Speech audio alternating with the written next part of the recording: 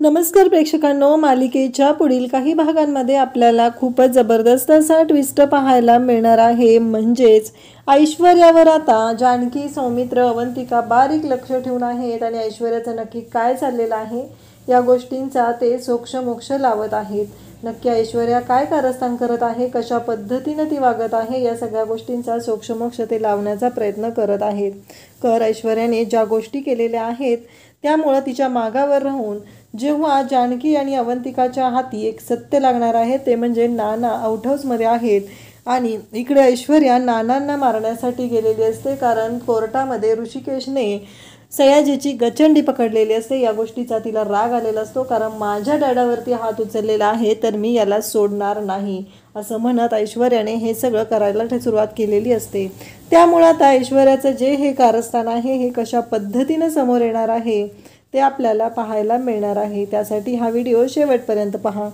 तर इकडे कोर्टामध्ये आता निंबाळकर वकील जो आहे तो मुद्दामूनच विचित्र असे प्रश्न विचारत आहे, विचित्र अशा गोष्टी शोधून काढत आहे आणि मग तो सौमित्राला म्हणतो की तुमचं बंधुप्रेम आहे ते घरी ठेवायचं आहे, इथं त्या कोणत्याही गोष्टीचा कोणताही संबंध लावायचा नाही, हे सगळं बोललेलं सुरू झालेलं असतं। आणि मग त्याचबरोबर तो असा बोललेला असतो तेव्हा सौमित्र कोर्टाच्या समोर ज्या गोष्टी बोलत असतो त्यामुळं इकडे सौमित्राने एक एक मुद्दा अशा पद्धतीनं मांडलेला असतो की कोर्टाच्या समोर आता सगळ्या गोष्टी उलगडलेल्या असतात। कोर्टाच्या समोर या सर्व गोष्टींचा उलगडा झालेला असतो आणि ऐश्वर्याची मात्र वाटच लागणार असते। सौमित्र ज्या पद्धतीनं बोलत असतो त्या पद्धतीनं एक एक मुद्दा तो हाणून पाडत असतो आणि इकडे निंबाळकर वकिलाला सुद्धा गप्प करत असतो। हे सगळं आपल्याला या व्हिडिओमध्ये पाहायला मिळणार आहे। तर इकडे सौमित्रला आता निंबाळकर वकील कोर्टामध्ये म्हणत असतो की प्रत्येक गोष्टीला, छोट्या छोट्या गोष्टीला तुम्ही ऑब्जेक्शन नका घेऊ, कारण काहीही झालं तरीही तुमचं जे काही चाललेलं आहे ते खूपच विचित्र असं आहे, कारण तुमचं बंधुप्रेम इथं दिसत आहे। आणि त्यानंतर पुढचा मुद्दा येतो तो म्हणजे काहीही झालं तरीही महत्त्वाची गोष्ट असते आणि ते कोर्टाच्या समोर आता तो मुद्दा व्यक्त केला जातो तो म्हणजे ह्याच्या बायकोने मारण्याचा प्रयत्न केलेला आहे, तर त्याच पद्धतीनं आता हा वडिलांना याने मारण्याचा प्रयत्न केलेला आहे। मागच्या वेळेसही याच्या बायकोने तोच प्रयत्न केलेला होता आणि आता पुन्हाही त्याच गोष्टी घडलेल्या आहेत हे कोर्टाच्या समोर बोललं जात असतं। तेव्हा मात्र ऋषिकेशला राग येतो, कारण सयाजी म्हणत असतो की या माणसाच्या तोंडाकडे बघितलं तरीही कळत आहे की या माणसाने खरंच नाण्याला मारलेलं आहे।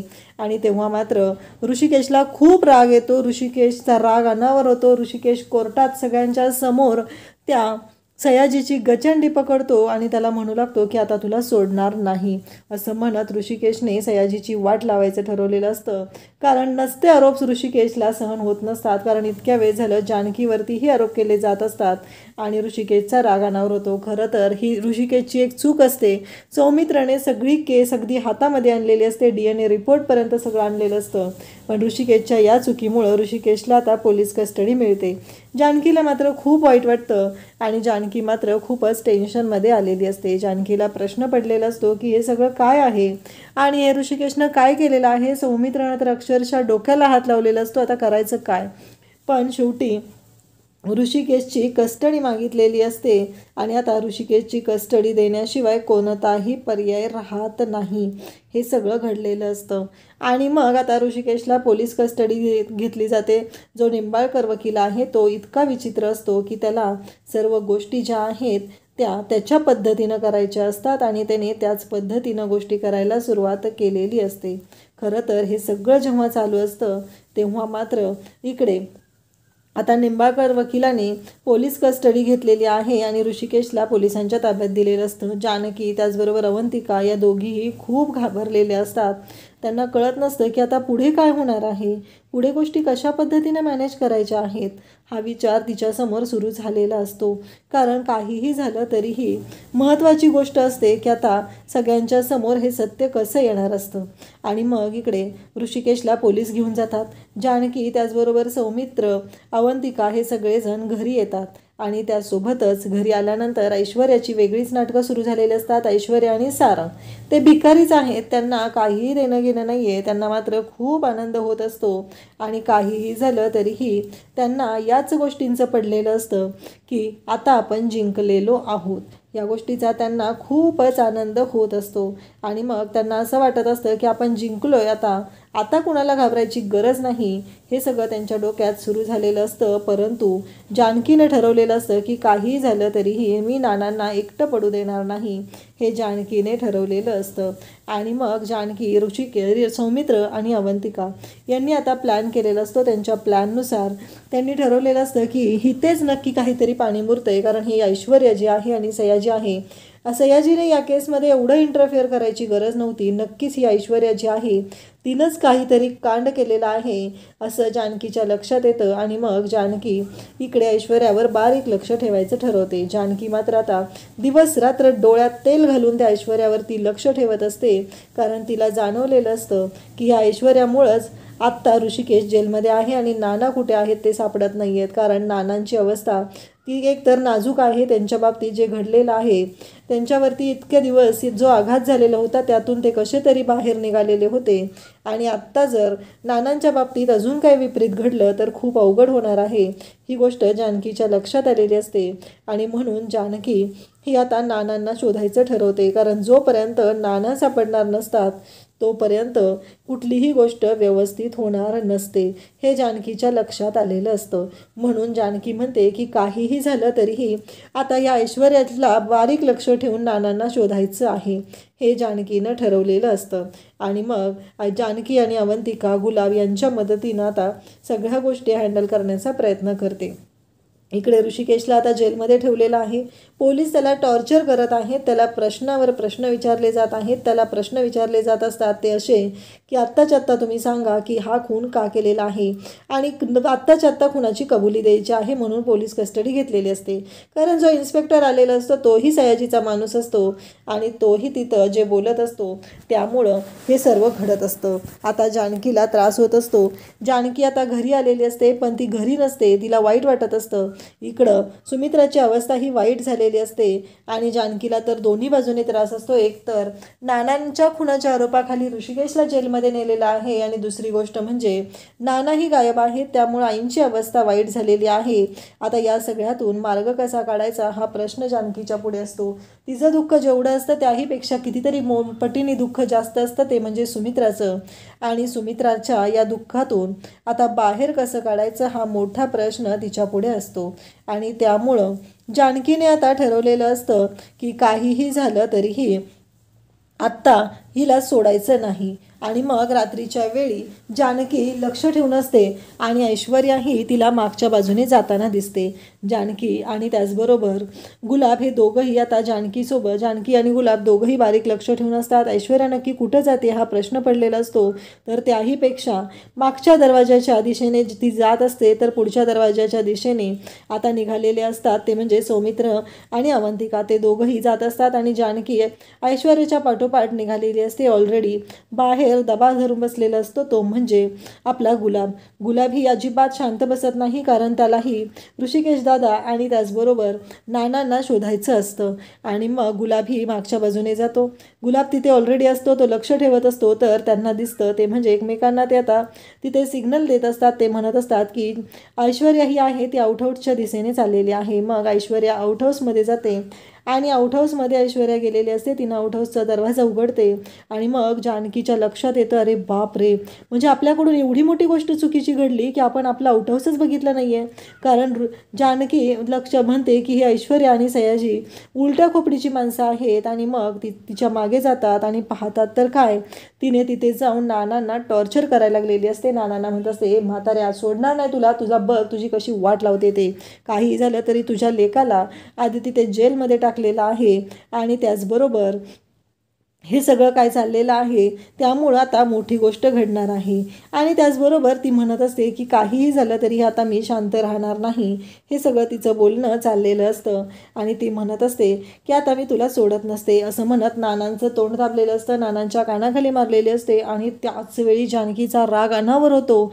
जानकी म्हणते की आता मी शांत राहत नसते, कारण आता हिने कहर केलेला आहे आणि हिला या गोष्टीची शिक्षा ही भोगावी लागणारच आहे.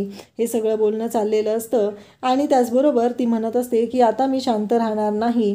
आणि त्याचबरोबर ती म्हणते की काहीही झालं तरीही आता जानकीने तिचं चांगलंच नरडं पकडलेलं असतं आणि जानकी म्हणत असते की तू माझ्या नानांना त्रास देते. आणि त्याचबरोबर जानकी म्हणत असते की आता तुला सोडत नसते. त्याचबरोबर गुलाब जाऊन सौमित्राला घेऊन येतो आणि म्हणतो की बघितलं का हे काय चाललेलं आहे. आणि त्याचबरोबर हे सगळं बोलणं चालू झालेलं असतं आणि तो पाहतो तेव्हा सारंगलाही धक्का बसतो. सारंग म्हणतो ऐश्वर्या काय चाललंय तुमचं हे. तर ऐश्वर्याचं नाटक सुरू होतं की मी काहीच केलेलं नाहीये. नाना म्हणत असतात की मूर्ख सारंग, बायकोचा बैल आहेस तू, तुला कधी अक्कल येणार आहे. तुझ्या बायकोने माझे हे हाल केलेले आहेत आणि तू तुझ्या भावाला आणि जानकीसारख्या वहिनीला असं बोलत आहे. आणि त्याचबरोबर हे सगळं बोलणं चालू असतं आणि तेव्हा मात्र खूपच मोठा राडा होणार असतो. कारण जानकीने हे सर्व समोर आणलेलं असतं आणि ऐश्वर्याची धुलाई करायला सुरुवात केलेली असते. त्याचबरोबर सुमित्राही तिथे आलेली असते. सुमित्रा अवंतिकाने पोलिसांना बोलवलेलं असतं आणि पोलिसांना बोलवून आता हे सत्य समोर आणलेलं असतं. कारण पोलिसांना बोलवल्यामुळं, कारण एकतर कोर्टामध्ये केस आहे, नाना आता आउट हाऊसमध्ये सापडलेले आहेत आणि या सर्व गोष्टी पोलिसांच्या समोर घडल्या पाहिजेत म्हणून पोलिसांना अवंतिकाने बोलवून घेतलेलं असतं आणि पोलिसांनी हे सत्य समोर आल्यामुळं आता एक मोठा निर्णय घेतलेला असतो. जानकी म्हणते की आत्ताच्या आत्ता हे ऐश्वर्याला जेलमध्ये टाकायचं आहे. आत्ताच्या आत्ता या ऐश्वर्याला जेलमध्ये घेऊन जा. काहीही झालं तरीही हिच्यावरती आमचा विश्वास नाही आणि हिच्यामुळं माझ्या नानांची अशी अवस्था झालेली आहे.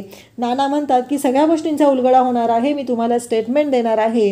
आणि नाना मग पोलिसांना सांगू लागतात की हे ऐश्वर्यानेच मला जिन्यावरूनही ढकललेलं होतं आणि आत्ताही हिनेच मला इथं किडनॅप करून ठेवलेलं आहे. हिच्या बापाने मला किडनॅप केलेलं आहे.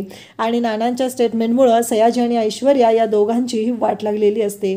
नानांनी आता स्पष्टपणे सांगितलेलं असतं. नानांनी एकच शब्द उच्चारता ऐश्वर्याची तर वाट लागलेली असतेच, पण त्याचबरोबर सयाजी पण आता 12च्या भावात गेलेला असतो.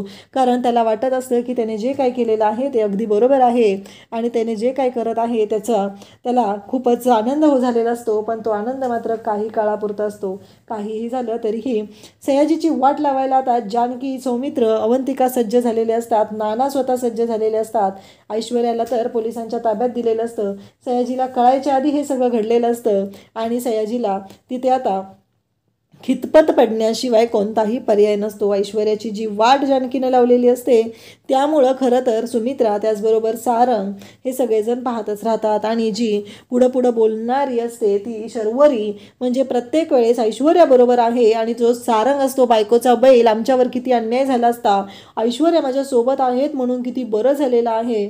पण बघितलंस ना शरुताई काय होत आहे, हे सगळं तुझ्या लक्षात येत आहे ना. हे सगळं प्रत्येक वेळेस जो बोलत असतो तो मूर्ख सारंग आता मात्र तोंडाला कुलूप लावून गप्प बसलेला असतो. आता मात्र त्याच्या तोंडातून एक शब्दही निघत नाही. तेव्हा सौमित्र म्हणतो की आता बोल ना, प्रत्येक वेळेस तुझ्या बायकोची बाजू घेत असतोस ना, बोल आता काय बोलायचंय ते बोल, एकदाचं तुझं होऊन जाऊ दे. कारण तुझी बायको ग्रेट आहे ना. आता काय झालं, आता काय दातकीर बसली तुझी, असं जेव्हा सौमित्र त्याला म्हणतो तेव्हा मात्र सारंग पाहतच राहतो. कारण सारंगला कळून चुकलेलं असतं की त्याने काय माती खाल्लेली आहे, त्याच्यामुळं त्याच्या वडिलांची अवस्था काय झालेली आहे ही गोष्ट मात्र त्याच्या चांगलीच लक्षात आलेली असते. लगेच कोर्टाची पुढची तारीख मागून घेत आता सौमित्रने दुसऱ्या दिवशी सगळं सत्य समोर आणलेलं असतं आणि आता कोर्टामध्ये इकडे ऐश्वर्या त्याचबरोबर सयाजी यांच्या विरोधातले पुरावे सादर केलेले असतात. स्वतः नानांना घेऊन सौमित्र, जानकी तिथं आलेले असतात. नाना आल्याला पहिलं इकडे ऋषिकेशला भेटतात आणि त्यांचा जो आलेला निंबाळकर वकील आहे, ज्याने एकही केस हारलेला नसतो, तो निंबाळकर वकील आता तोंडाला कुलूप लावून बसण्याशिवाय त्याच्याकडे पर्याय नसतो. ज्यासाठी तो आलेला होतो, ज्या सयाजीने त्याला आणलेलं होतं आणि त्या सयाजीनेच आता त्याची वाट लावलेली असते. हे सगळं आपल्याला पाहायला मिळणार आहे. त्याचबरोबर निंबाळकर वकिलाला आता कोणताच ऑप्शन राहत नाही. कारण काहीही झालं तरीही निंबाळकर वकील मात्र पाहतच राहतो. कारण जे घडलेलं असतं ते इतकं भयानक असतं की ऐश्वर्याच्या विरोधात, सयाजीच्या विरोधात आता स्टेटमेंट दिलं गेलेलं असतं आणि नानांनी त्यांच्या विरोधात केसही दाखल केलेली असते. कारण हे सगळं जे घडलेलं असतं ते नानांनी सांगितलेलं असतं. नानांनी हे सांगितलेलं असतं की काहीही झालं तरीही आणि त्याचबरोबर आत्ता ह्या लोकांमुळं मला एवढा त्रास सहन करावा लागलेला आहे, यांच्यामुळं माझी अवस्था अशी झालेली आहे आणि त्याचबरोबर या सगळ्याला जबाबदार हे दोघंजण आहेत. आणि तेव्हा मात्र आता सौमित्र म्हणतो की बोला निंबाळकर वकील साहेब, म्हणजे तुमचं काय म्हणणं आहे या सगळ्यावरती, तुम्हाला काय वाटतं, तुम्ही काय म्हणत आहात, असं म्हणत सौमित्र बोलत असतो. आणि सौमित्र म्हणत असतो की सांगा ना वकील साहेब, नक्की काय बोलायचं आहे तुम्हाला, आणखी काय बोलणार आहात तुम्ही, कारण हे सगळं तर तुम्हीच बोलला होता ना. आणि तुम्ही मला म्हणाला होता की माझा ऋषिकेश दादा हा काय आहे, त्याने काय चुका केलेल्या आहेत, पण आता मला तुमच्याकडून ऐकायचं आहे की नक्की काय घडलेलं आहे ते सांगा. आणि मग त्याचवेळी निंबाळकर वकिलाकडेही आता कोणताच ऑप्शन नसतो आणि निंबाळकर वकील पाहतच राहतो, कारण काहीही झालं तरीही आता ही केस पलटलेली असते आणि एका क्षणामध्ये इथे सौमित्रने बाजी पलटवलेली असते आणि या केसचा निकाल आता ऋषिकेशच्या बाजूने लागलेला असतो. कारण नानांचा जर खूनच झालेला नाही तर नानांच्या बाबतीत कोणी काहीच करू शकत नाही. काहीही झालं तरी नाना हे जिवंत आहेत आणि नाना हे सगळ्यांच्या सोबत आहेत, हे सगळं समोर आलेलं असतं. अशाच अपडेटसाठी चॅनलशी कनेक्टेड राहा. थँक्यू.